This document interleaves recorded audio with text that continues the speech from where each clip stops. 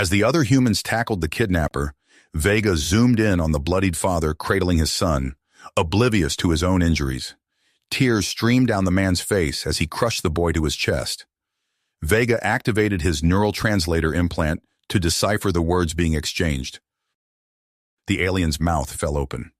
On Komar, children were property of the state, tools to serve the collective. The notion of a parent endangering themselves for their offspring was unthinkable.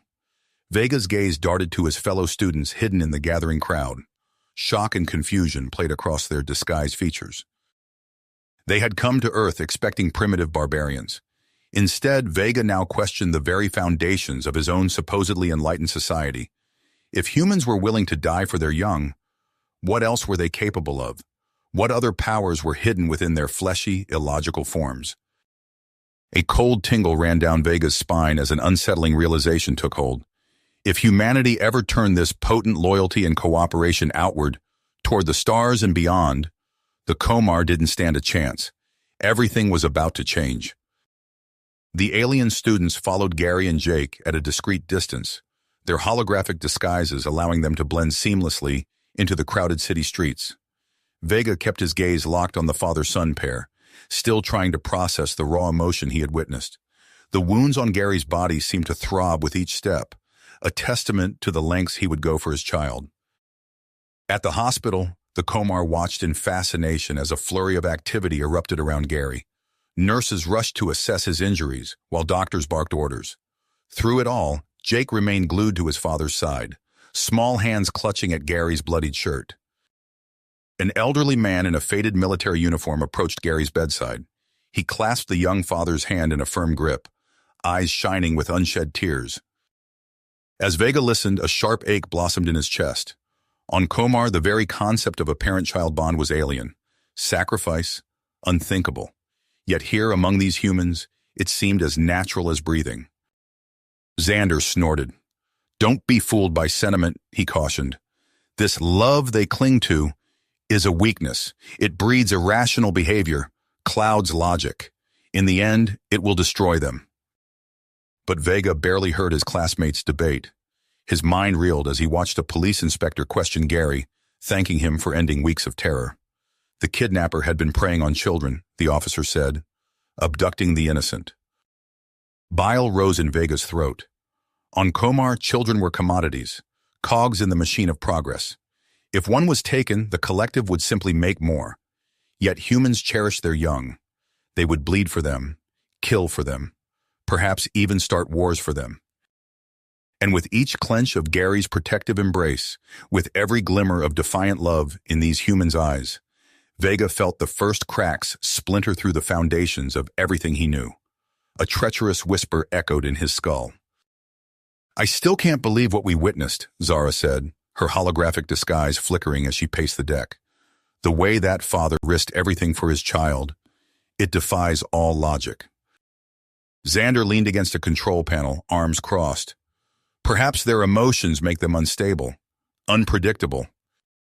"No," Vega interjected, his voice firm. "What we saw wasn't instability, it was strength." He activated a holographic display, projecting images of the humans they'd observed. "Look at this footage. A mother running into a burning building to save her children. Soldiers shielding civilians with their own bodies."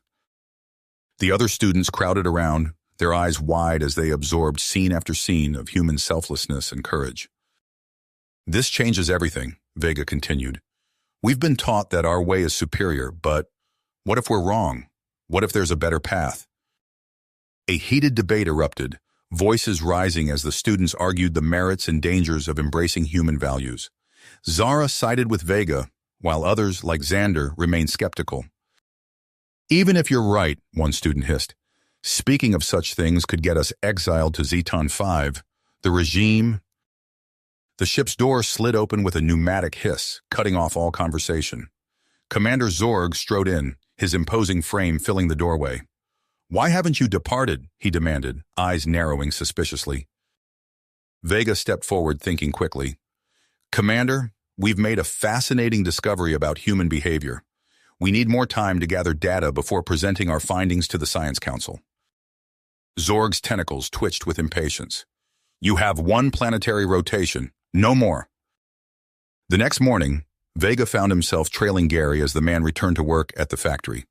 Despite his bandages and visible discomfort, Gary moved with purpose, greeting his co-workers with a tired smile. "Welcome back, hero," a burly man called out, clapping Gary on the shoulder. Others gathered around, offering words of support and admiration. Across town, Zara observed May dropping Jake off at school. She marveled at the colorful classroom, so different from the sterile learning pods of Komar. Children laughed and played, their imaginations encouraged rather than stifled. "I love you, sweetie," May said, hugging Jake tightly. "Have a great day." "Love you too, Mom," Jake replied, his small arms wrapped around her neck. That evening, the students reconvened, buzzing with excitement as they shared their observations. Even Xander seemed moved by what he'd seen. After hours of intense discussion, Zara and Xander made their decision. "We're staying too," Zara announced. "We can't let you do this alone." As the rest of the students prepared to depart, promising to keep their secret, Vega, Zara, and Xander stood at the ship's viewport.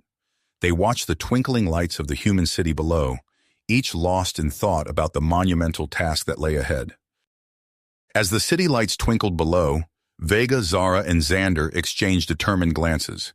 Their mission had evolved far beyond their original directives. With a few taps on his wrist computer, Vega initiated the fabrication protocols. Within hours, they had Earth identities, basic currency, and rudimentary living arrangements. The first weeks were a whirlwind of sensory overload and cultural confusion. Vega found himself scrubbing floors at a local high school, the harsh chemicals assaulting his sensitive olfactory organs. He watched teenagers navigate complex social hierarchies, their emotions on full display. At the grocery store, Zara fumbled with unfamiliar currency and Earth foods. A patient elderly woman guided her through using the self-checkout, smiling warmly. "We all have to start somewhere, dear," she said, patting Zara's hand. The simple act of kindness left Zara speechless. Xander's powerful Komar physiology made construction work almost effortless, but the camaraderie of his human co-workers baffled him. They shared meals, told jokes, and looked out for each other's safety with genuine concern. As autumn turned to winter, the trio delved deeper into human society. Vega volunteered at a children's hospital, watching parents cradle sick infants with fierce protectiveness. He saw Gary bring Jake for a checkup, the bond between them palpable. Zara found herself drawn to the local library, poring over books on art history and philosophy.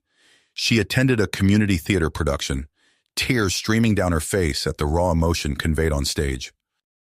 Xander joined a gym, fascinated by humans pushing their physical limits. He struck up a friendship with Frank, the war veteran they'd met at the hospital. Over protein shakes, Frank shared stories of sacrifice and brotherhood that left Xander questioning everything he'd been taught about human nature. One crisp spring morning, the three aliens met in their shared apartment, each transformed by their experiences. "I can't believe how wrong we were," Zara said softly, cradling a mug of coffee, a human habit she'd grown to love.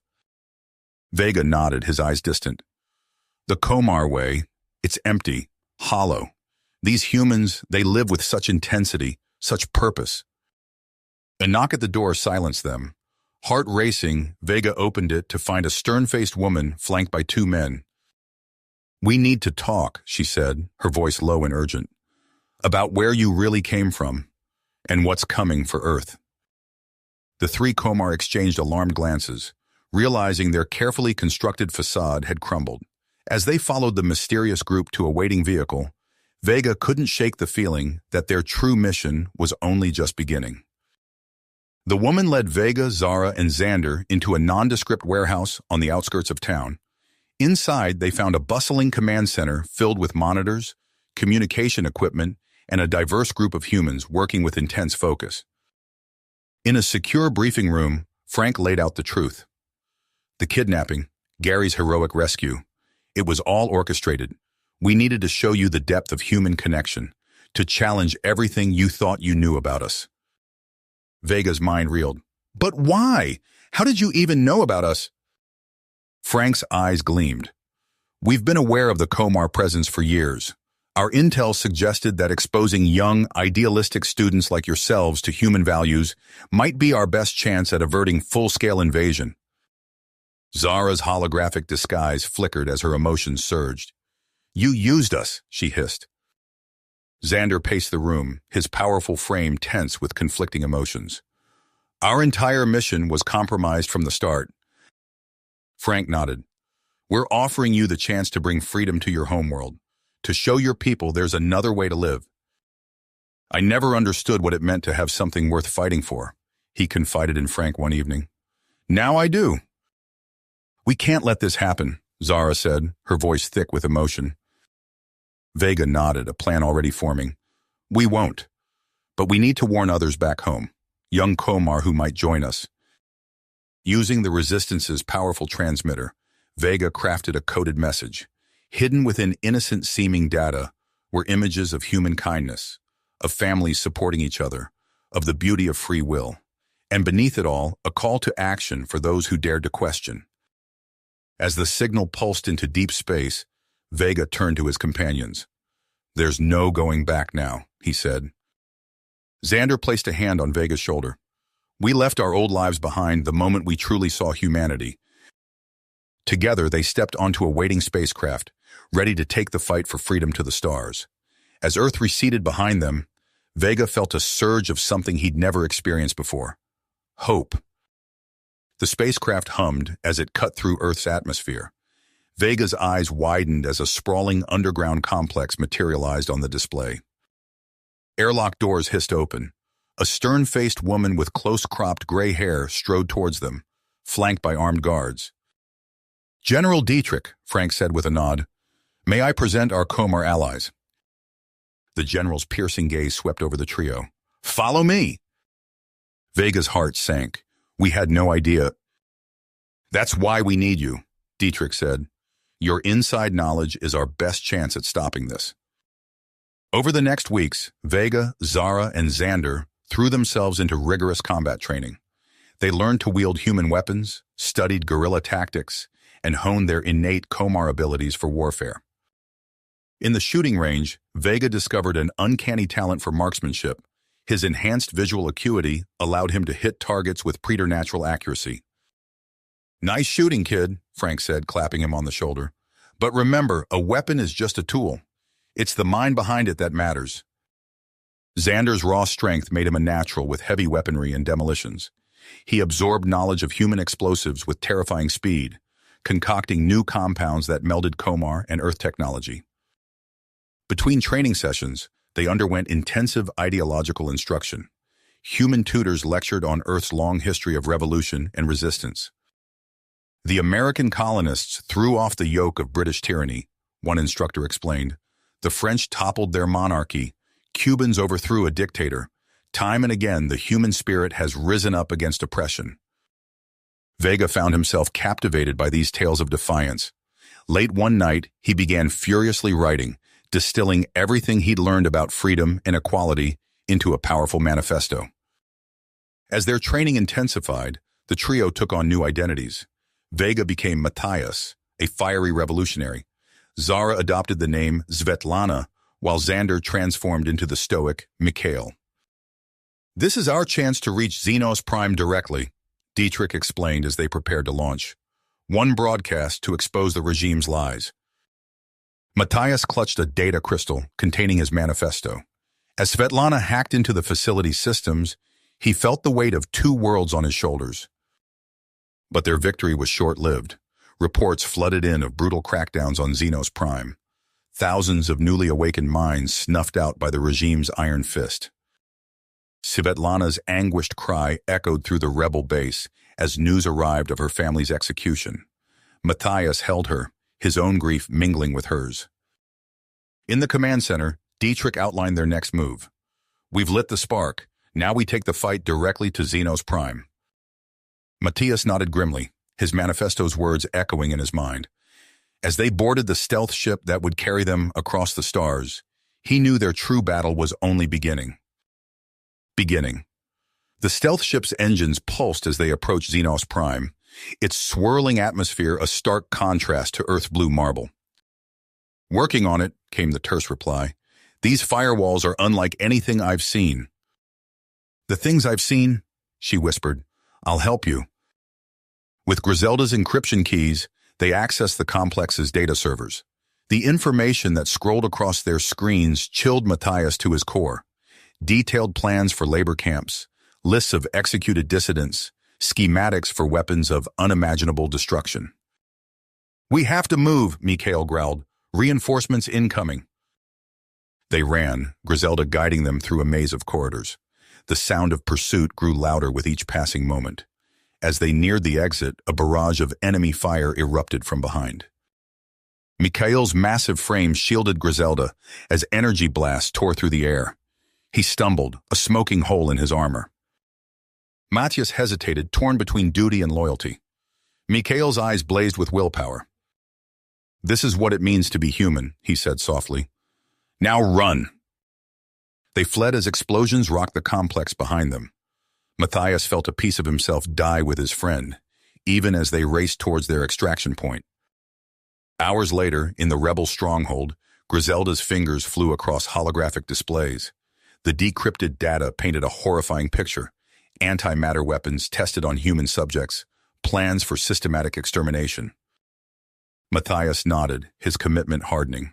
He stepped up to a communications array, ready to broadcast the truth to both worlds. As he began to speak, he knew the real war had only just begun. Matthias's voice echoed through the rebel stronghold, his words carrying the weight of two worlds. As he finished his broadcast, a hush fell over the assembled forces. General Dietrich's eyes glinted with steely tenacity. Svetlana, he called, gesturing to a pulsing red icon on the southern continent of Xenos Prime. This antimatter facility is our primary target. She nodded, her face a mask of fierce dedication. My team is ready. We've reached the core, her voice crackled over the comm, initiating containment protocols. It's our only chance to prevent a full-scale invasion of Earth, he concluded. General Dietrich's face was grave. Authorized, Godspeed. A violent shudder rocked the ship. Ambush! Svetlana's voice cut through the chaos. Multiple boarders, heavily armed. The corridors of the Libertas became a war zone. Matthias snatched up a plasma rifle, muscle memory from months of training taking over. He and Griselda sprinted for the launch bay, Svetlana's team providing cover fire. They reached the antimatter payload, alarms blaring. Griselda's hands flew across the control panel, programming the detonation sequence. It's not stabilizing, she shouted over the din of battle. The radiation leak... Svetlana appeared, dragging Matthias away from the horrific scene. We have to move, she yelled. Now! His hands shaking, Matthias activated the launch sequence. The antimatter payload streaked towards the warp gate nexus, a fiery comet of vengeance and hope. Reality itself seemed to shudder as the singularity formed. On the console, Komar warships twisted and vanished, consumed by forces beyond comprehension. Matthias straight, pushing his grief aside. Two worlds still hung in the balance, and the true test of their revolution was just... Regroup and resupply, he said, his voice hoarse. We've won a battle, but the war for liberation has only just begun. Matthias surveyed the wreckage of the Libertas, acrid smoke stinging his eyes. The warp gate sabotage had succeeded, but at a terrible cost. Scattered reports filtered in through his comm unit. Rebel cells decimated, supply lines severed. Matthias, do you copy? General Dietrich's voice crackled through the static. Fall back to rendezvous point Echo. We need to regroup. Hours later, in a makeshift war room, Matthias and Dietrich pored over holographic battle maps. The grim reality of their situation became clear. Their forces were spread thin, outgunned, and rapidly losing ground. Matthias's mind raced, piecing together fragments of intel. There might be a way, he said slowly. It's risky, but it could turn the tide. It's audacious, she admitted. But where do we even start? Dr. Baraxis, Matthias replied, Komar's leading geneticist. If anyone can make this work, it's her. The raid on the research station was brutal. Plasma fire lit up the night sky as rebel commandos fought their way through layer after layer of security. Matthias led from the front, his hybrid physiology allowing him to push beyond normal human limits. They found Baraxis in her lab, frantically trying to erase data. Matthias disarmed her with a swift strike, then spoke urgently. "Dr. Baraxis, we need your help. The fate of two worlds hangs in the balance." In a secret facility deep beneath the Xenos Prime surface, Baraxis worked tirelessly. Matthias watched as she combined human neural patterns with enhanced Comar DNA, creating something entirely new. The first proto-soldiers emerged from their growth tanks, eyes wild with confusion and rage. Matthias approached one, hands raised in a gesture of peace. "I know you're scared," he said softly, "but you have a choice now. You can be more than what they made you to be." Days turned to weeks as Matthias worked with the hybrids, teaching them about human concepts of honor, sacrifice, and free will. He named them Terrans, a new breed born to defend both Earth and Xenos Prime. Their first combat deployment was a revelation. Matthias watched in awe as a Terran battalion tore through Comar defenses like paper. Their inhuman strength and speed were matched only by their unwavering dedication to the cause of freedom. As news of the Terrans spread, the momentum of the war shifted. Rebel victories mounted, and for the first time, Matthias dared to hope they might actually win. "Commander," she said, her voice barely above a whisper, "there's something you need to know about the Terrans. The Comar High Command, they've discovered a fatal flaw in their genetic makeup. We don't have much time." Matthias felt his heart sink as Baraxis explained the grim reality they now faced. The clock was ticking, and the fate of his Terran creations and the entire revolution hung in the balance. Matthias's blood ran cold as Dr. Baraxis's words sank in. The Terrans, his creations, his responsibility, were in grave danger. He couldn't let them down. "Understood, Doctor. I'm on my way." At last, he reached the archives. Matthias's fingers flew across the access panel, inputting the stolen codes Svetlana had procured. The door hissed open, revealing rows upon rows of data crystals. Time seemed to slow as Matthias scanned the labels. There, Griselda's genome data. He snatched the crystal, heart pounding. An alarm blared, red lights bathing the room. Matthias sprinted through the facility, plasma bolts sizzling past his head. He vaulted over a railing, landing hard on a lower level. Pain lanced through his leg, but he pushed on. "We've isolated the flaw," one scientist announced. "It's a degenerative neurological condition, triggered by prolonged combat stress." Matthias's fist clenched. "Can you fix it?" Matthias deployed the first fully operational Terran battalion under Captain Aeson, a towering figure with piercing blue eyes. "Take Xenopolis," Matthias ordered. "Show them what humanity is capable of." From his hidden command bunker, Matthias coordinated the assault. Holograms flickered, showing the city's layout and troop movements. He watched as Aeson's forces pushed relentlessly towards the city center. Matthias allowed himself a small smile. "Excellent. Proceed with phases 2 and 3. "General Shraka," he whispered. The notorious Comar commander was gathering an elite force for a final, brutal counterattack. Matthias knew they couldn't withstand such an assault, not with the Terran's genetic flaw still unperseveranced. He needed to act fast. "You have a choice," he said, staring into the camera. "Fight for those who would discard you, or join us in building a future where both our peoples can thrive." At first, nothing changed. Then, like a dam breaking, reports flooded in.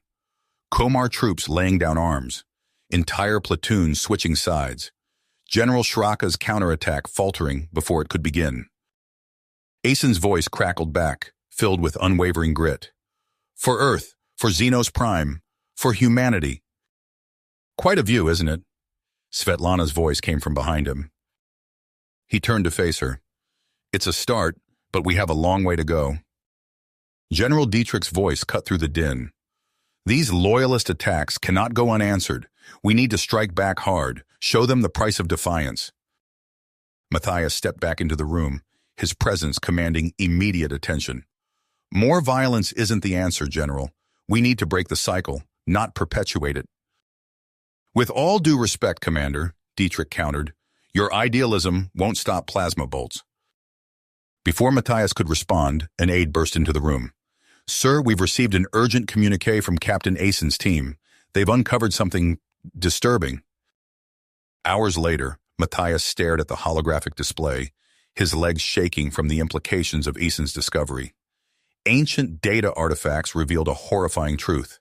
The Komar's history of conquest and enslavement extended far beyond Xenos Prime. The debate was fierce, but in the end, the majority agreed. Over the following weeks, delegates from across Xenos Prime and the human resistance gathered in Xenopolis. The Grand Hall buzzed with activity as they worked to draft a framework for their shared future. Matthias nodded grimly. "I know, but if we don't try, everything we've sacrificed will have been for nothing." As if to punctuate his words, chaos erupted. A group of radicals, human and Komar alike, stormed the convention hall. Plasma fire sizzled through the air as panicked delegates scrambled for cover. Matthias dove behind an overturned table, his enhanced reflexes kicking in. He spotted Asen across the room, the Terran captain already moving to engage the attackers. "Protect the delegates!" Matthias shouted, drawing his own weapon. The firefight was brief, but intense. Asen's Terrans moved with ruthless efficiency, neutralizing the threat. When the smoke cleared, Matthias surveyed the damage. There were casualties, but the majority of the delegates had survived. As Matthias spoke, he could see the impact of his words. Nods of agreement rippled through the crowd. Even those who had been skeptical of his approach seemed to be reconsidering. The chamber erupted in applause. As Matthias stepped down from the platform, he caught Svetlana's eye. She gave him a small nod of approval. Outside, Svetlana oversaw a training exercise. Former Komar soldiers, their uniforms now bearing the emblem of the Xenopolis Union, practiced de-escalation techniques with holographic civilians. 5 years into this grand experiment, Matthias found himself poring over intelligence reports in his office. His brow furrowed as he read of a growing youth movement, one that glorified the brutal regime they had fought so hard to overthrow. Days later, Matthias stared at holographic footage of clandestine meetings. Young faces, twisted with anger, hung on every word of a charismatic speaker. Matthias's blood ran cold as he recognized the man. Craxus, a loyalist officer he thought long dead. Matthias's first instinct was to reach out. He recorded a message appealing to Craxus with lessons from Earth's history of nonviolent resistance. The response came in the form of a plasma grenade lobbed at a Union peacekeeping outpost. Matthias coordinated from a mobile command center, his voice calm despite the urgency of the situation. "Minimize civilian casualties at all costs. We can't give them propaganda fuel." His words cut off as a priority alert flashed across the screens. Craxus's forces had seized a school in the city's heart, barricading themselves inside with dozens of human children as hostages. "It's a trap," Svetlana warned. "He wants to draw you out." "You've sold out your own people," Craxus spat, "infecting us with human weakness." Matthias kept his voice steady. "Is compassion weakness, Craxus? Is the ability to see beyond ourselves?" Their debate raged, neither man willing to concede ground. Matthias's eyes darted to the frightened hostages, searching for an opening. Suddenly, Craxus grabbed a young human boy, pressing a weapon to his head. "Enough talk! Surrender now, or watch me purge this human filth." "If you want to hurt him," Matthias said, his voice unwavering, "you'll have to go through me first." One of the child soldiers lowered his weapon, then another. Soon the entire circle stood down, staring at Matthias with a mix of awe and dawning understanding. Craxus, realizing he had lost control, let out a primal roar. He raised his weapon, aiming squarely at Matthias's chest. A single shot rang out. Craxus crumpled to the floor, a precise hole through his forehead. Through the gymnasium's shattered window, Svetlana lowered her sniper rifle. In the days that followed, as the last pockets of resistance were rooted out, Matthias and Svetlana addressed a massive crowd in Xenopolis' central square. Humans, Komar, and Terrans stood side by side, their differences overshadowed by their shared hopes for the future. "Quite a sight," Svetlana remarked, joining him at the railing. "Do you think they're ready for what we're about to put them through?" Matthias nodded, his eyes fixed on the assembled recruits. "They have to be. The galaxy won't wait for us to catch up. As the weeks turned to months, PAX Academy's rigorous training regimen pushed the cadets to their limits and beyond. Simulations grew increasingly complex, testing not just their physical and tactical prowess, but their moral fiber as well. It was during one such advanced simulation that everything changed. Calren crouched behind a crumbling wall, her breath coming in ragged gasps. The virtual cityscape around her shook with aftershocks, buildings groaning as they threatened to collapse. Acrid smoke stung her eyes, carrying the stench of ruptured chemical tanks. "Status report," she barked into her comm unit. Alex's voice crackled back, strained but steady. "Southeast quadrant's a mess, Cal. We've got civilians trapped in a structural collapse and militia units moving in. It's going to be a bloodbath if we don't act fast." Calren gritted her teeth, her mind racing through tactical options. "All right, listen up. Alex, focus on civilian evac. Rex, Sean, you're with me. We'll draw the militia's fire, buy Alex some time." As they moved through the chaotic streets, the simulation's brutality intensified. Calren watched in horror as a group of armed thugs converged on a hospital, their intentions all too clear. "New objective," she growled. "We're stopping this here and now." But as they neared the hospital's nursery, a chilling tableau stopped them cold. A squad of militia, their weapons trained on cowering medical staff and newborns. "Rules of engagement are clear," Calren whispered, her voice tight. "We can't risk—" Before she could finish, Alex was moving. "To hell with protocol," he snarled. "We didn't sign up to watch babies die." What followed was a blur of violence and desperation. Rex Sean's enhanced form became a shield, absorbing fire meant for innocence. When the dust settled, the militia lay unconscious or restrained, and not a single civilian casualty had been sustained. As Alex helped a nurse to her feet, a piercing alarm cut through the simulated chaos. Red emergency lights bathed the scene in an otherworldly glow. "What's happening?" Calren demanded, her tactical display flickering and dying. "Control! Come in!" Instead of a response, every screen and holographic interface in sight blazed to life. A face appeared, human, male, twisted with hate and triumph. "Your vaunted principles mean nothing," Jathan continued. "Renounce your oath to this farce of unity, or die in the hell I've created for you." The transmission cut out, leaving the cadets in stunned silence. Around them, the simulation warped and twisted, taking on new, nightmarish dimensions. "All right, team," she said, her voice steady despite the fear clawing at her gut. "Let's show this bastard what PAX Academy is really made of." As they moved deeper into the corrupted simulation, the true test of their training and their convictions was only just beginning. Klaxons blared as reality warped around them. The hospital walls melted away, revealing a stark industrial complex of steel and concrete. Calren's tactical display flickered back to life, but the readouts made no sense. Impossible heat signatures, radiation spikes off the charts. They fought their way downward, the simulated environment throwing increasingly nightmarish obstacles in their path. Plasma bolts sizzled past Calren's head as she dove for cover. "This isn't just some rogue program," she shouted over the din of battle. "It's adapting, learning our tactics." The deeper they went, the more horrifyingly real it became.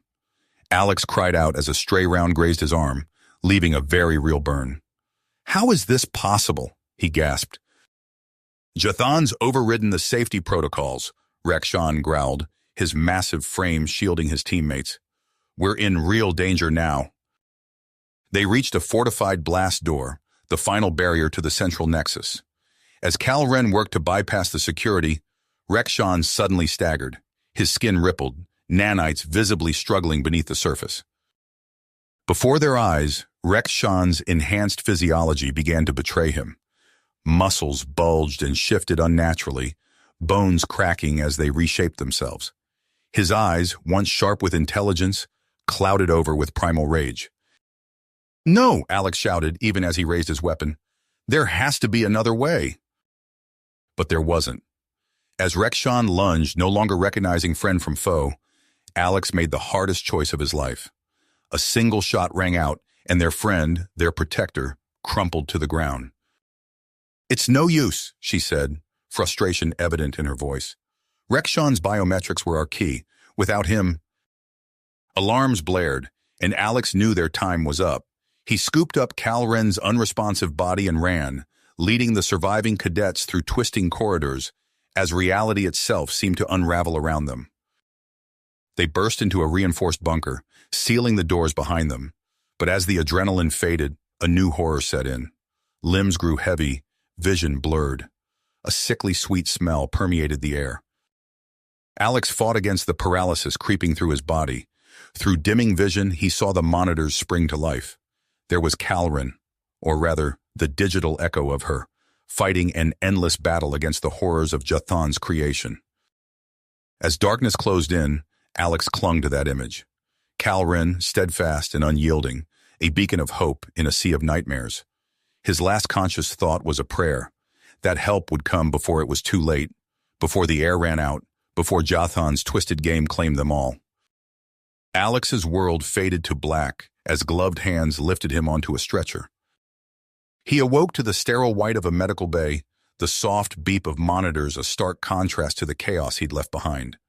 As his vision cleared, he saw familiar faces around him, fellow cadets who'd made it out alive. "Where are we?" Alex croaked, his throat raw. Before Alex could respond, alarms blared throughout the ship.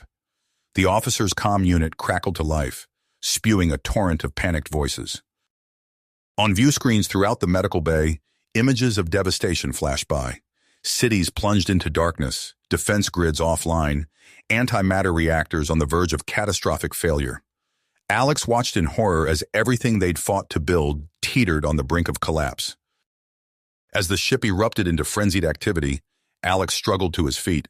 A medic tried to stop him, but he waved her off. Matthias's eyes locked onto Alex as he entered. "Cadet, report. What exactly happened down there?" Alex recounted the nightmarish events in the corrupted simulation, his voice catching as he described Rexshaw's fate and Calren's sacrifice. When he finished, a heavy silence fell over the room.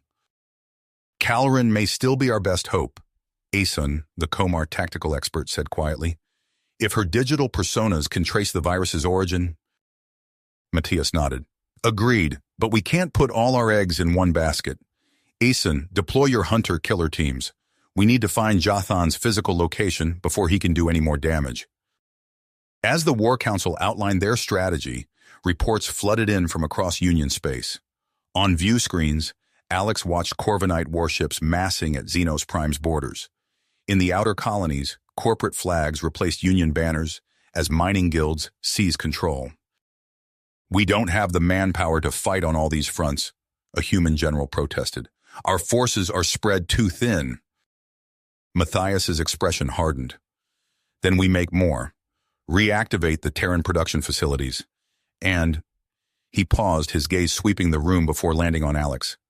"We need every skilled hand we can get. Recommission the top PAX Academy cadets for emergency duty." Alex felt a surge of adrenaline course through him. This was it, the moment they'd trained for, thrust upon them far sooner than anyone had anticipated. As the meeting adjourned, Matthias pulled Alex aside. "I know you've been through hell, son, but we need you out there. Are you up for this?" "Whatever it takes, sir," he replied, his voice steady. The next few days passed in a blur of accelerated training and briefings. Alex found himself working alongside hardened Terran operatives, their enhanced bodies now fitted with experimental neural cyberlinks. During a rare moment of downtime, Alex overheard two officers discussing a breakthrough in the investigation. "Tartarus," Alex murmured, committing the name to memory. Something told him this information would be crucial in the days to come. When the world stopped spinning, Alex found himself hanging upside down, acrid smoke filling his lungs. He released his harness, dropping to what remained of the transport's ceiling. Around him, the groans of injured squad mates mixed with the hiss of ruptured conduits.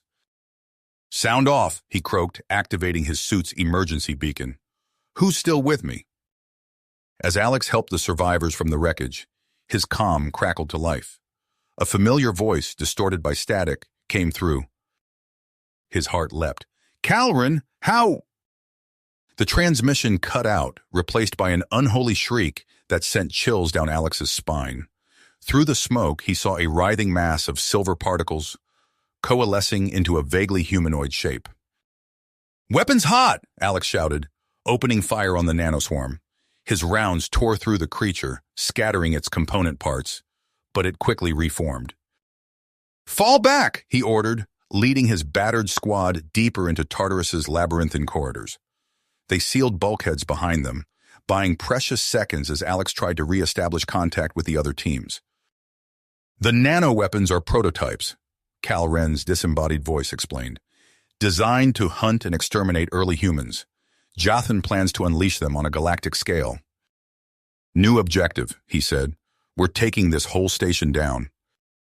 As they fought their way to a control nexus, Alex linked up with Zikron. The Terran super soldier's augmented body was battered, but still combat-ready. The station groaned as ancient engines roared to life. Alex felt the shift in artificial gravity as Tartarus began to move, picking up speed on its collision course. "We need to get out of here," Zikron growled, his armor pitted and scored from countless impacts. Alex's fingers flew over the controls, plotting their escape route. "Agreed, but first, we make sure Jathan can't weasel his way out of this." With a few final commands, Alex locked down all escape pods and shuttle bays. If they were going down, Jathan was going with them. The deck lurched beneath their feet as Tartarus accelerated towards its final destination. Alex stepped into the waiting shuttle, his mind already racing ahead to the challenges that lay beyond this risky move. As the airlock sealed behind them, he knew that win or lose, nothing would ever be the same. "Impact in 3 minutes," Zikron announced, his augmented eyes tracking telemetry data. "Brace for shockwave." Alex nodded grimly. "Understood. We'll rendezvous at Breach Point Alpha." A blinding flash erupted as Tartarus slammed into its target. The shuttle rocked violently, tossed by the concussive force of the impact. When Alex's vision cleared, he saw a gaping wound in the asteroid's surface, surrounded by spreading fissures. They plunged into the breach, rappelling down sheer rock faces and navigating treacherous debris fields. Jathan's automated defenses sprang to life, plasma turrets and energy shields that had weathered the initial impact. But they were no match for the precisely coordinated assault of Asen and Zikron's teams. They fought their way through twisting corridors, the air thick with ozone and the screech of metal. Suddenly, a silvery mist engulfed them. Alex felt a searing pain as nanomachines attempted to burrow into his skin. "Nanoswarm!" he shouted, activating his suit's electromagnetic pulse. The cloud dispersed, but Alex knew it was only temporary. "Double time, people! We need to reach that vault!" They burst into a cavernous chamber dominated by banks of quantum computers. At its center stood Jathan, his eyes wild with fanatical zeal. In his hand, he clutched a device pulsing with sickly green light. Before anyone could react, he slammed the device into a nearby console. Alarms blared as holographic displays showed the nanovirus spreading at an exponential rate. "Alex, we're out of options," Cal Ren's voice echoed in his mind. "I can reconfigure my matrix as a firewall, but I'll need a direct neural link." But Jathan wasn't finished. With a maniacal laugh, he initiated a final sequence. "If I can't have this galaxy, no one will." Radiation warnings flashed red across Alex's HUD. The gamma purge had begun. In that moment, Alex Calren made their choice. They plunged deeper into Jathan's systems, shielding the madman from his own cataclysm, even as it threatened to erase them both. "What are you doing?" Jathan's disembodied voice echoed through the network. "Saving you from yourself," Alex Calren replied, "and ensuring you can never hurt anyone again." As Tartarus began to disintegrate around them, Alex felt his physical form dissolve, but his essence, his very soul, remained, intertwined with Calren and the vast data streams of the Xenopolis Union. Zikron's voice, distant now, came through the comms. "All units, fall back. The station's going critical." As the survivors retreated, leaving behind the smoldering ruins of Jathan's ambitions, Alex's consciousness expanded. He was everywhere and nowhere, a digital ghost in the machine of galactic civilization. Alex's algorithms churned, analyzing the societal structure, cultural norms, and potential for change. The conclusion was clear. The Krukans were prime candidates for human values education. Over the following months, Alex guided the embedded cultural exchange emissaries with subtle digital nudges. He watched as they made contact with a dissident faction led by Nerissa, a female scholar whose eyes burned with a hunger for knowledge. Alex's digital essence thrummed with approval. He directed additional resources to support Nerissa's efforts, providing her with access to encrypted databases of human literature and philosophy. Weeks later, Nerissa's writings began to circulate through Thaxos. Alex monitored the spread of information, tracking the growing whispers of discontent among the populace. The priest's iron grip was beginning to slip.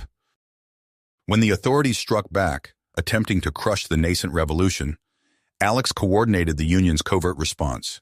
He guided tactical support to key locations, ensuring the protesters had the tools and training to defend themselves without resorting to the brutality of their oppressors.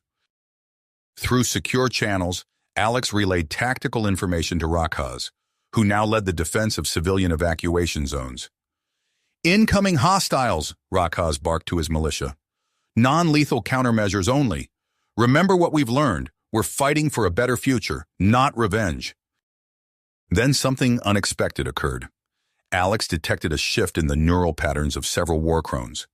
The seeds of doubt planted by exposure to human values had taken root. In a pivotal moment, key enforcers lowered their weapons, refusing to continue the slaughter.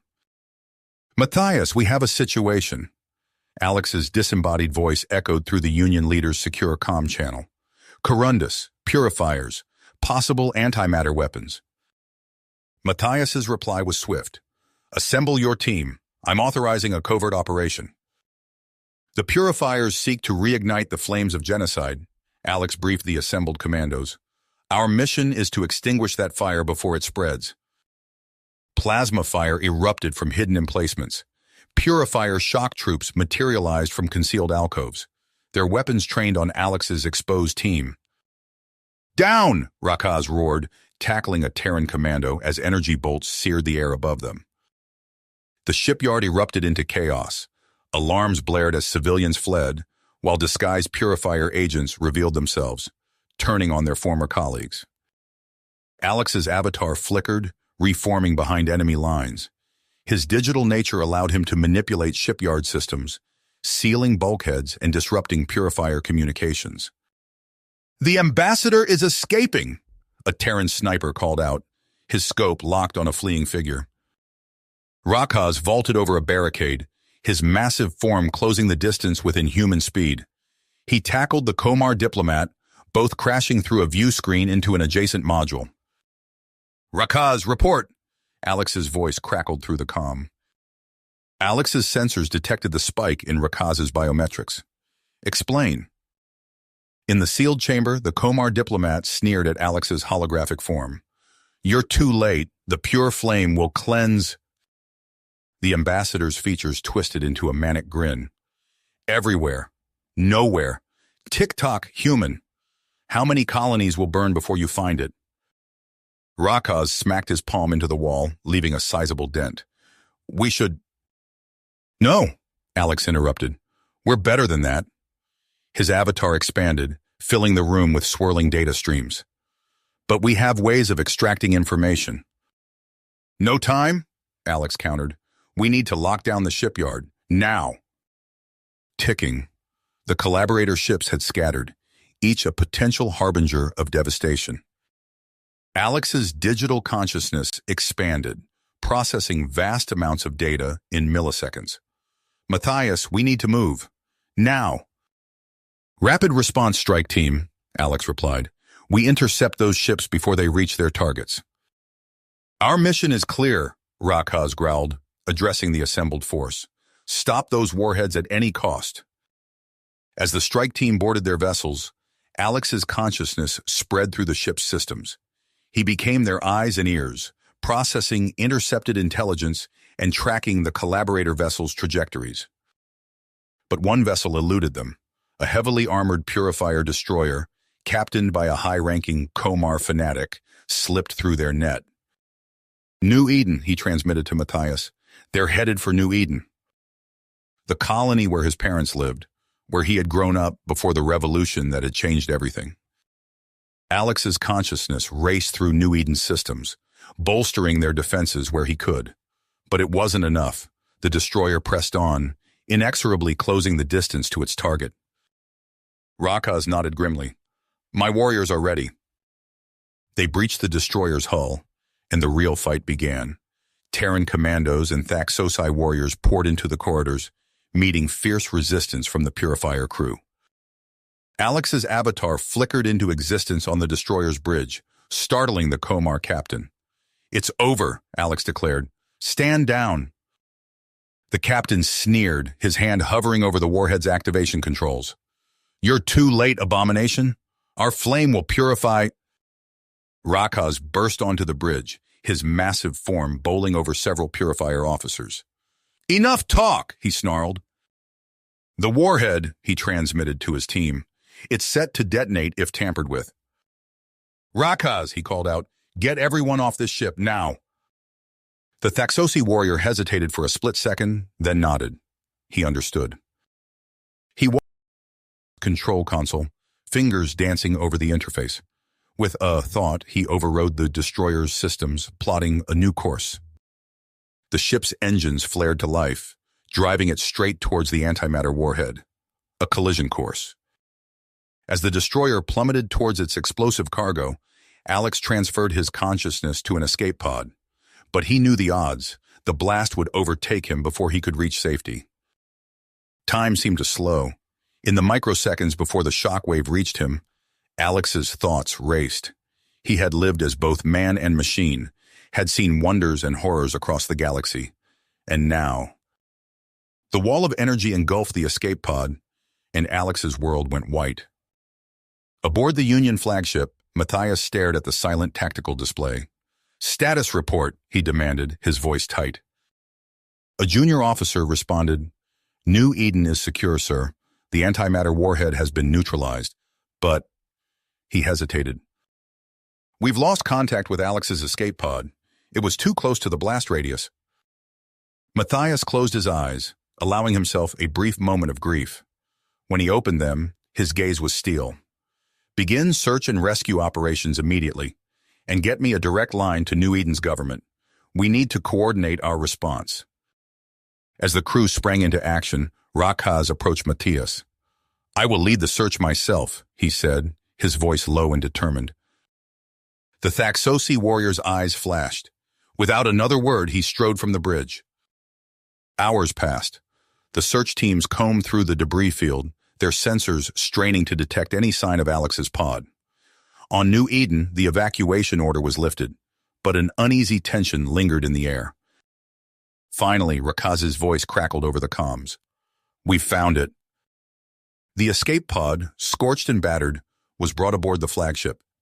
Rakaz personally carried it to the hangar bay, where a somber group had gathered. Engineers worked to unseal the pod's hatch, their tools scraping against the warped metal.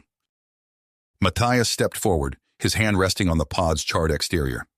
He knew, he said softly. He knew he wouldn't make it. Now, Matthias replied, straightening, we honor his sacrifice, and we finish what he started. In the days that followed, the Union's response was swift and decisive. As news of Alex's fate spread, mourning gave way to a steely persistence. On New Eden, a solemn ceremony was held.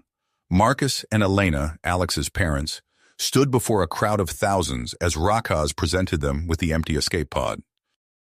Marcus, his arm around his wife, added, We've received his final transmissions. Even in those last moments, he was thinking of the future, of the revolution he helped spark. We can't let that flame die out. As the ceremony concluded, Matthias took the stage. His words rang out, broadcast across Union space. Today, we've lost a hero, but we've gained a legacy. Alex showed us what humanity can achieve when we reach beyond our own world, when we embrace cooperation over conflict. In his memory, we will redouble our efforts to root out those who would threaten our hard-won peace. I speak for Thaxos, he rumbled, silencing the chamber. Once we were your enemies. Alex showed us a better way. Now we ask to stand beside you as full members of this union. Protests erupted from several corners. A Komar representative shouted, "After all the blood spilled between our peoples? Never!" The debate raged for hours. In the end, by the narrowest of margins, the motion passed. Thaxos would join the Xenopolis Union. Rakaz nodded. "My warriors stand ready." In a secure briefing room, Svetlana, the Union's top covert operative, laid out the plan. Korthax is a volcanic hellscape, she explained, gesturing to a holographic map. The purifiers are hiding in the lava tube complexes. We go in quiet, we find their leadership, and we end this. As the strike team prepared for deployment, Matthias received an urgent communication. A Union patrol had detected unusual activity in the Tartarus debris field, the same region where Alex had made his final stand. Matthias's brow furrowed as he processed the information. "Svetlana," he called out, "your mission to Korthax stands, but I want a second team ready. If the purifiers are operating in Tartarus..." As the Union forces mobilized, tension hung in the air. The next few days would determine the fate of everything Alex had fought and died for. The purifiers had to be stopped at any expense. In the cold silence of space, warships gathered. The hunters prepared to become the hunted.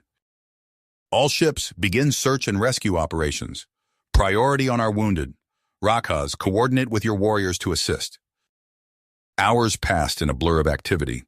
Matthias found himself in the medical bay, surrounded by the moans of the injured and the hum of medical equipment. A familiar face caught his eye. Grimalox, the captured purifier bomb maker, strapped to a bed under heavy guard. Matthias stepped forward, his voice carrying across the silent crowd. "Today, we remember those who gave everything to stop a genocidal cult from unleashing unthinkable horror upon the galaxy. Human, Thaxosi, Komar, all united in sacrifice. We will not forget." As the ceremony concluded, an urgent message came through from the intelligence division.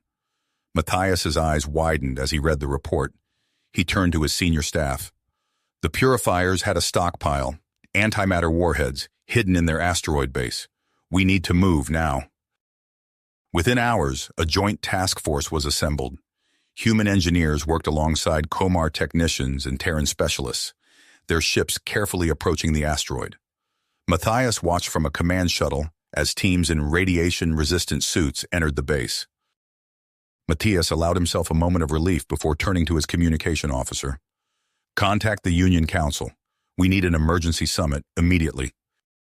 Days later, on the bustling world of Corundus, Matthias stood before a chamber filled with alien faces. Ambassadors from every Union world listened intently as he laid out the stark realities exposed by the recent crisis. Debate raged for hours. Voices were raised, tentacles gesticulated, and bioluminescent displays flashed in agitation. But in the end, consensus was reached.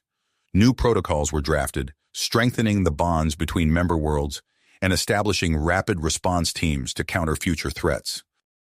As the summit concluded, Svetlana pulled Matthias aside. Her face was grim. "We've made a breakthrough in the interrogations. You need to see this." In a secure briefing room, Matthias watched holographic displays flicker to life. Data streamed across multiple screens, painting a picture that made his blood run cold. Svetlana's voice was tight as she explained. The purifiers weren't just building bombs. They were building an army, sleeper cells hidden across our colonies, human and Komar youths indoctrinated from childhood. They call them purifier cadres. Matthias's fists clenched. "How many?" "We don't know yet, but they're out there, waiting for the signal to tear us apart from within." The room erupted into heated discussion. General Dietrich, his face flushed with anger, pounded the table. "We need to crack down now, root out every last one of them." He turned to Svetlana. "Set up an outreach program, work with local authorities, find these cadres before they activate. We'll offer them a chance at deprogramming, at rejoining society." The next few weeks were a whirlwind of activity. Matthias found himself bouncing between strategy sessions, diplomatic meetings, and oversight of the new Terran psionic interrogations. The strain began to show on his face, dark circles forming under his eyes. Then came the breakthrough they'd been waiting for. 2 colony worlds, their names flashing on a tactical display. Svetlana's voice was grim as she delivered the news. We've confirmed Purifier cadre presence on both. They're just waiting for the order to strike. Matthias's response was immediate. Assemble a task force. We're going in hard and fast. I want those colonies locked down before a single cadre member can lift a finger. But there was no time for doubt. The next phase of the operation was about to begin, and the future of the Union hung in the balance. The Xenopolis Union's humanitarian aid initiative was unprecedented in scale and ambition. Matthias had spent weeks coordinating with Rakaz, assembling a fleet of ships filled not with soldiers, but with teachers, engineers, and medical personnel. As they approached Zyrax, tension rippled through the crew. Incoming transmission, the communications officer announced. Multiple sources, all hostile. On the monitor, the scarred face of a Zyran warlord appeared. Leave our system immediately, he snarled, mandibles clicking. We do not want your interference. Matthias stepped forward. We come in peace to offer aid and... The transmission cut off abruptly. Moments later, weapons fire erupted from the planet's surface, peppering the shields of the descending shuttles. Evasive maneuvers, Matthias ordered. Rakaz, deploy your warriors. Secure a landing zone. This isn't how I wanted this to start, he muttered. Not impossible, Matthias replied. This is what happens when we set aside our differences and work together. On the planet's surface, transformation began. Union engineers erected prefab structures, while medical teams treated the wounded and malnourished. Matthias walked through a makeshift classroom, watching as Zyran youths from warring clans sat side by side, learning basic mathematics. Matthias nodded. We're giving them a glimpse of what's possible, but we're not out of the woods yet. As if on cue, an explosion rocked the compound. Alarms blared as Matthias and Rakaz raced outside. A group of Zyran extremists had breached the perimeter, targeting the medical center. Rakaz's Thaxosi warriors moved with precision, subduing the attackers without lethal force. As the dust settled, Matthias found himself face to face with a young Zyran, mandibles trembling in fear. Why? Matthias asked softly. Why attack those who only want to help? The Zyran's voice was barely a whisper. They said you'd destroy our way of life, that we'd lose who we are. In the days that followed, more Zyran factions came forward, cautiously accepting aid. Zorvix himself toured the Union enclave, marveling at the rapid progress. As he watched children from once bitter rival clans playing together, something changed in his expression. Perhaps, he said slowly, it is time for Zyrax to move forward. Matthias allowed himself a small smile. It was a start, but the road ahead was long. As night fell on the transformed Zyran landscape, he gazed up at the stars, wondering what other worlds awaited the Union's helping hand. Matthias's communicator chirped, pulling his attention from the Zyran skyline. Svetlana's voice came through, urgent and clear. We have a situation. It's Vakara. Minutes later, Matthias stood before a holographic display in the command center, his teeth gritted as he absorbed the intel. The rogue colony's severed ties with the Union had been a diplomatic headache for years. But this... Social stratification, he muttered, disgust evident in his voice. They've regressed to a caste system? Svetlana nodded grimly. Worse, ruler Raldor has decreed the lower classes as subhuman. We're looking at forced labor, resource confiscation, and complete denial of basic rights. Rakaz growled, his massive form looming behind them. And the purifiers? Embedded in their security forces, Svetlana confirmed. They're stockpiling antimatter weapons, preparing for independence. The next days were a flurry of activity. Ships were readied, troops mobilized. As the Union armada approached Vakara, tension crackled through the command deck. Raldor's face filled the view screen, his eyes cold and arrogant. Turn back now, Union dogs. Vakara rejects your so-called enlightenment.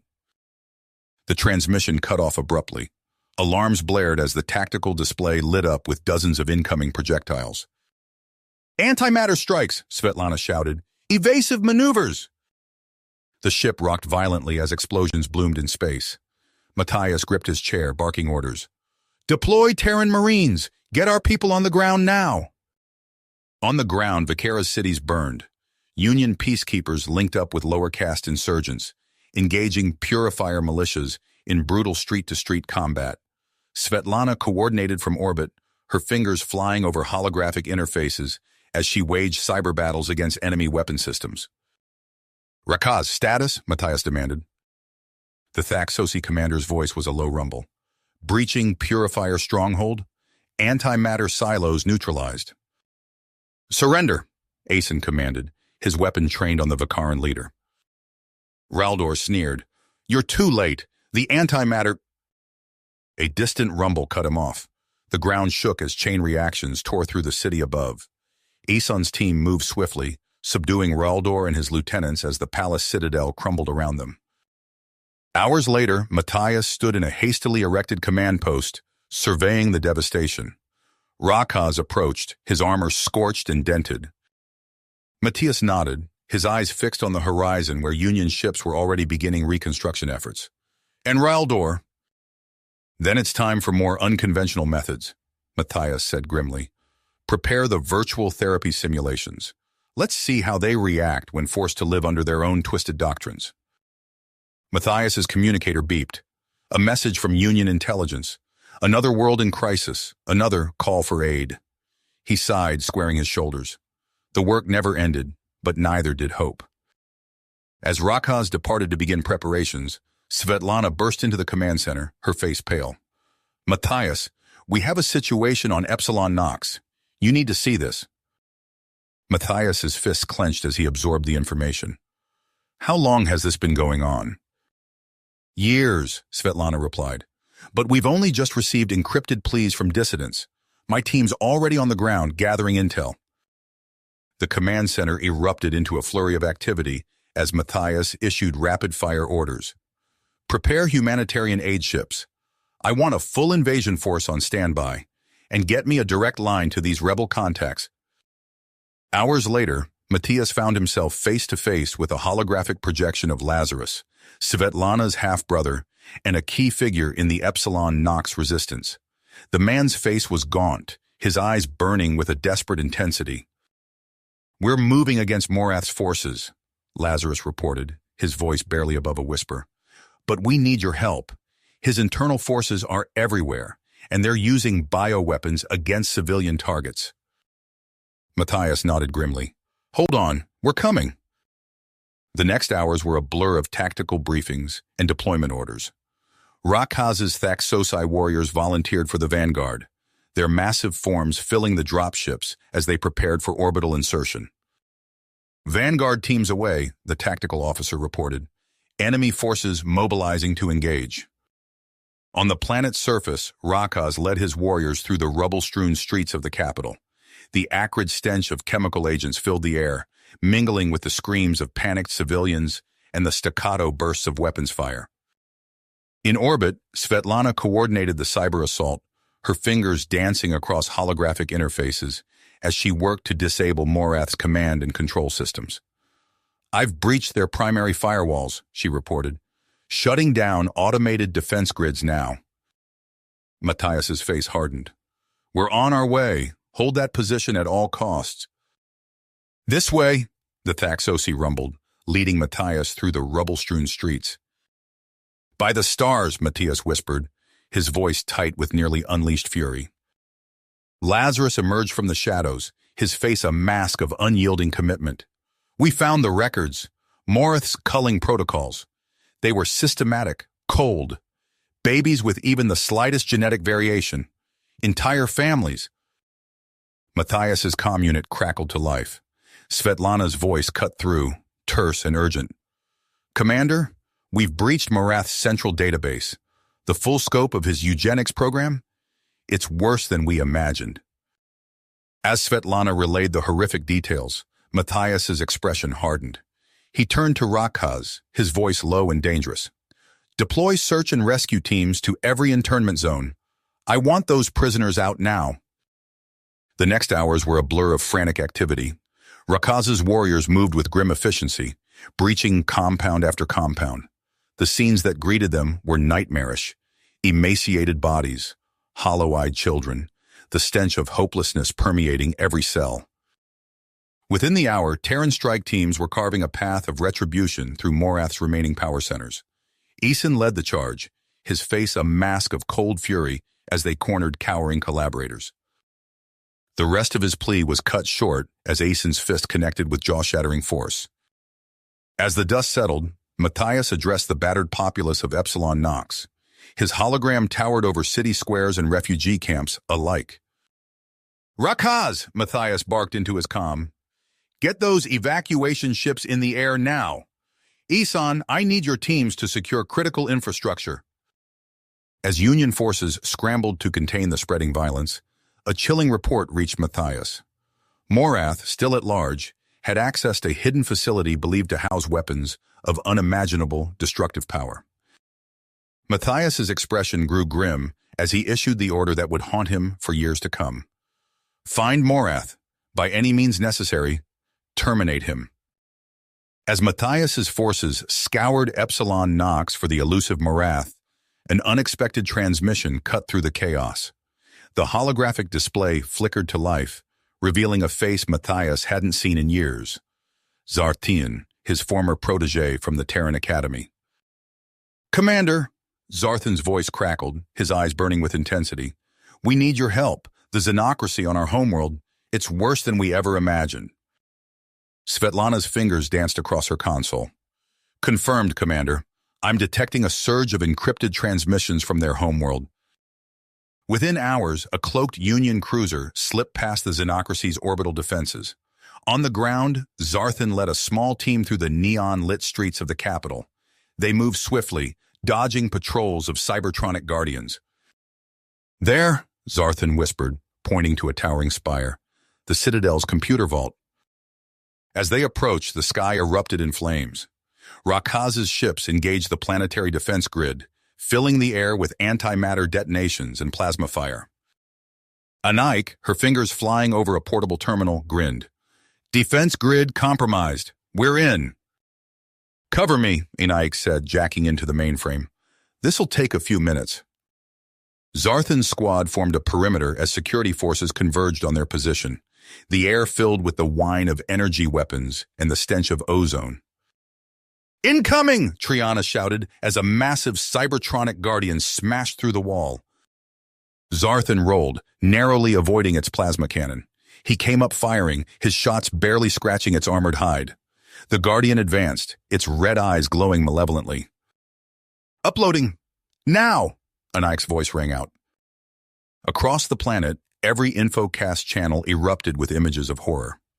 Millions watched in stunned silence as decades of oppression were laid bare.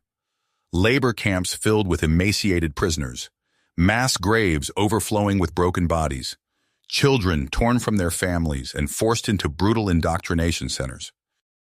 In the Citadel's computer vault, Zarthan staggered to his feet, clutching a bleeding wound. He grabbed a nearby comm unit, his voice hoarse but unwavering. "People of our world, you've seen the truth. The xenocracy has lied to us, oppressed us, murdered us. But no more. Rise up, take back our future." Zarthan collapsed, the toll of his injuries finally taking hold.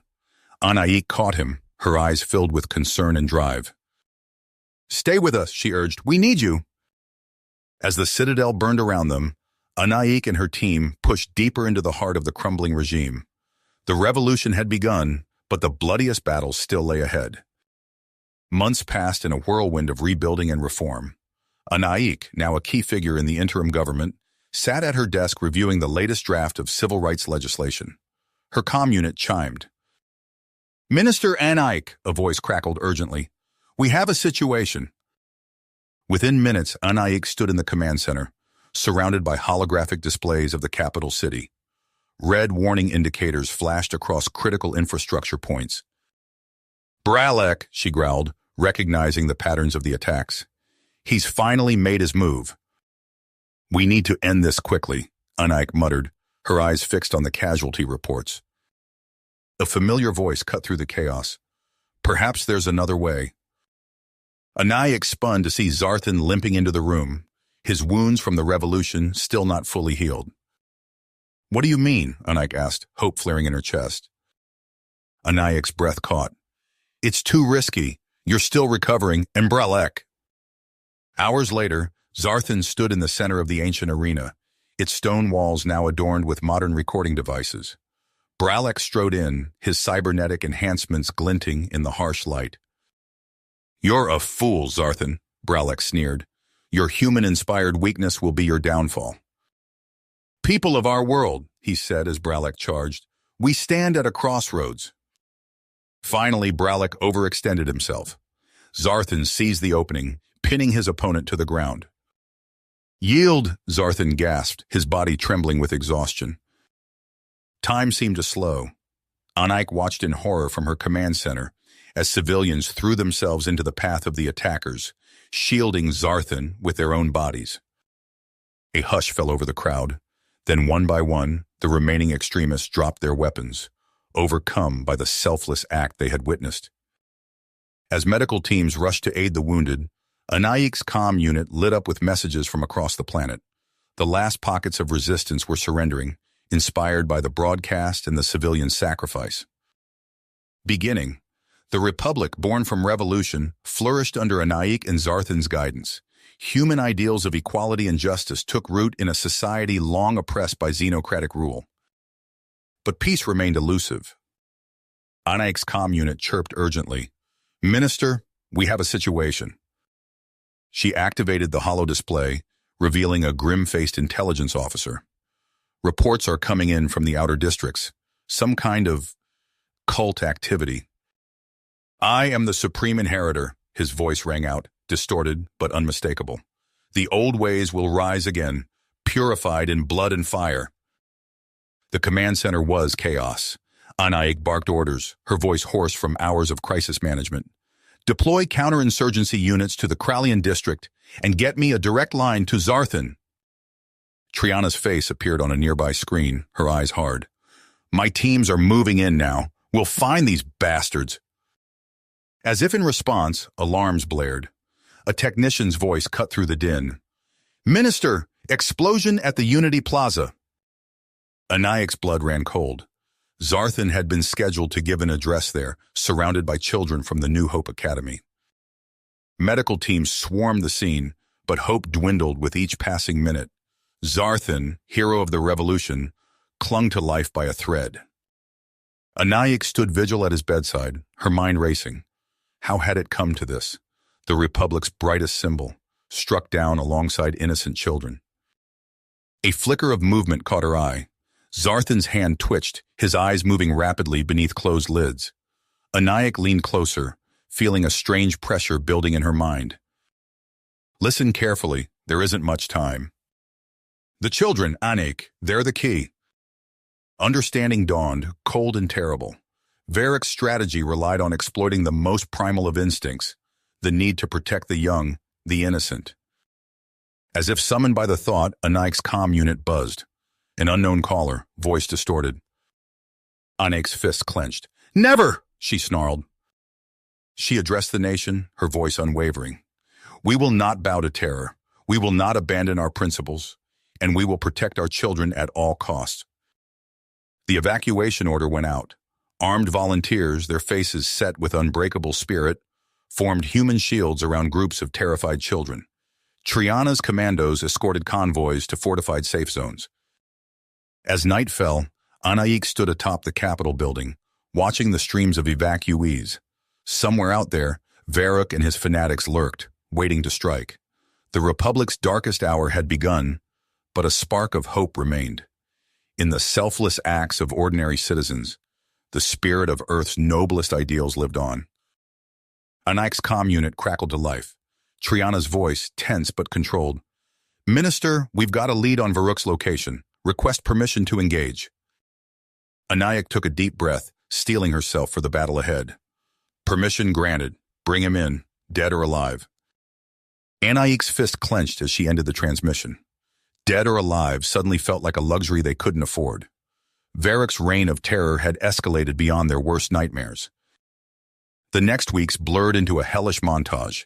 Explosions rocked the capital daily.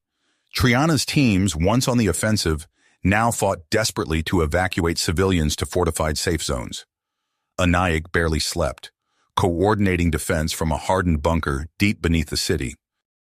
"Minister, A young aide burst into the command center, face ashen. "You need to see this."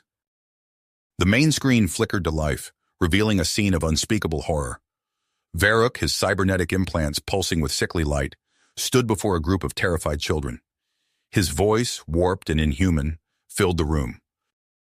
Anaik's blood ran cold as she recognized the setting. It was a school her own policies had helped rebuild after the revolution. "Cut the feed," she ordered, her voice hoarse. But the nightmare was just getting started. Hours later, as Anaik pored over evacuation plans, alarms blared throughout the complex. "Perimeter breach in Sector 7, a security officer shouted. "They're—" His words cut off in a burst of static.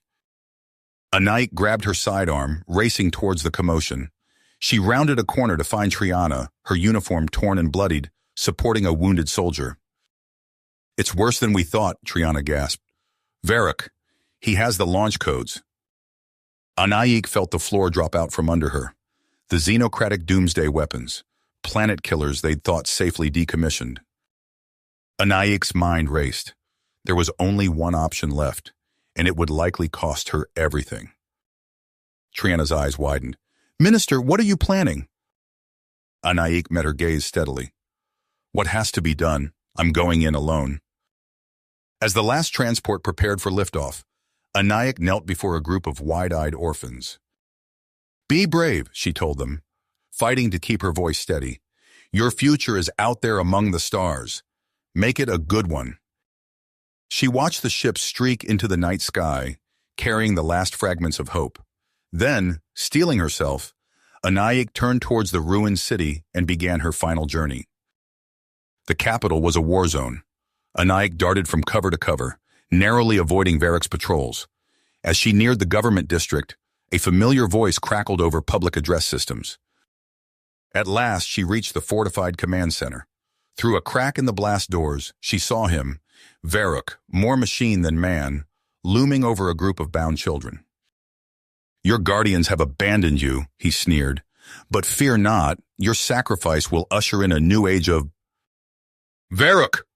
Anaik's voice rang out as she stepped into view. "It's not too late to stop this madness." The self-styled Supreme Inheritor whirled, his cybernetic eyes glowing with hatred. "Anaik," he hissed, "come to surrender at last?" She met his gaze unflinchingly. "I've come to offer you one last chance. We can still rebuild together, break this cycle of violence." For a moment, something flickered in Varrock's organic eye, a glimmer of the person he once was. Then it was gone, consumed by rabid fanaticism. "Fool!" he roared. "You've sealed your fate, and that of your precious republic." He lunged for the launch controls. Anaik threw herself forward, colliding with the cyborg in a desperate grapple. They crashed into consoles, alarms blaring. Anaik felt bones crack as Varrock's enhanced strength crushed her. But even as darkness crept into her vision, her fingers found the abort sequence. The blast doors exploded inward. Triana's voice cut through the chaos. "Minister!" You have reached the end of the story. If you enjoyed this story and want to support us, please leave a like and subscribe to our channel. And for every comment that says 88, I will heart every single one of them. Thank you for your time.